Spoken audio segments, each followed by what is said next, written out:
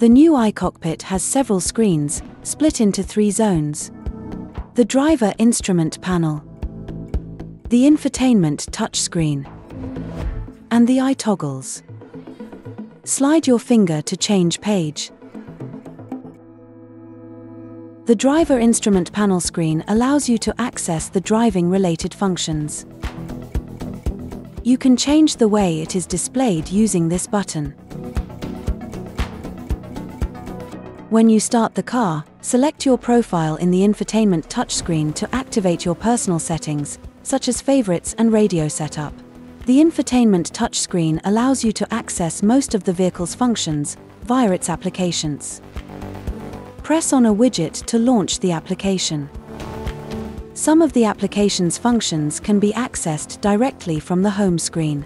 For example, switching from the radio to other medias, such as Bluetooth. To return to the home screen, simply press on the Home button. To display the notifications center and the most frequently used settings, press on the top bar. You can customize the i-toggles and set up shortcuts for your favorite functions, such as calling a favorite contact, launching your favorite radio station, starting active route guidance, and more. To do that, long press on the function you wish to replace, and then select the desired function, which will be one of your shortcuts on the i-toggles bar. At any given time, you can access all of the applications by clicking on the applications icon.